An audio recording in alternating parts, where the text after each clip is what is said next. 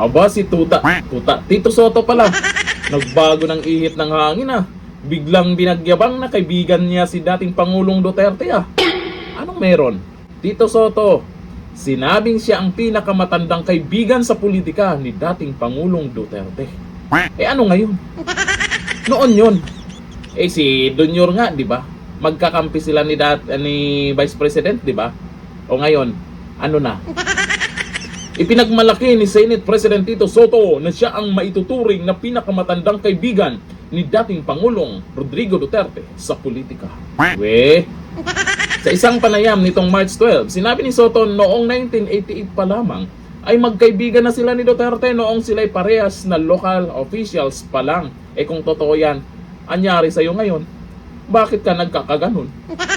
Ito ang sabi niya ha. Kung meron mang pinakamatandang politikong kaibigan si President Duterte, eh di ako. Sabi ni Soto. Hindi naman umano itinanggi kahit kailan na kaibigan niya ang dating Pangulo kaya't nagtataka siya kung bakit tila akala ng ilan ay kritiko siya ni Duterte.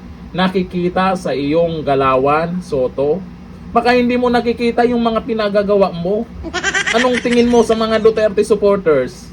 Bulag? Eh kung ano yung galawan mo, kitang-kita na. O ngayon, bakit mo pinagyayabang na kaibigan mo noon si dating Pangulong Duterte? Anong meron? O eto pa, dagdag pa niya. Nagbanggit pa ng ibang pangalan. Tanungin mo si Bongo kung sino nauna sa aming magkaibigan ni Duterte. Ba talaga pinagyayabang talaga.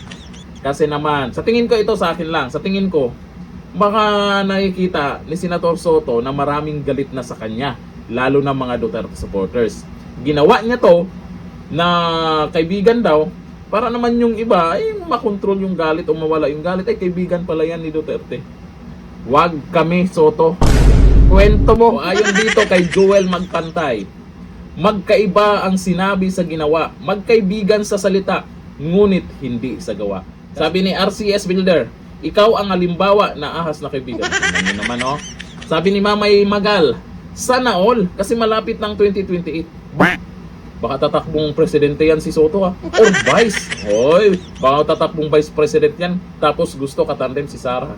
Ano kaya sa tingin nyo? Bakit ay mukhang nagkagaganyan na rin itong si Soto? Anong meron? Ano kayang naging dahilan? Nararamdaman na ba? May nararamdaman na ba siya? Malapit na. Teka, malapit na ang 2028 ah. Pag hindi mapa-impeach si VP Sara, kasi nakikita naman natin sa Senado, mukhang kulang sa boto para ipa-impeach si VP Sara kung makalusot man sa Kamara.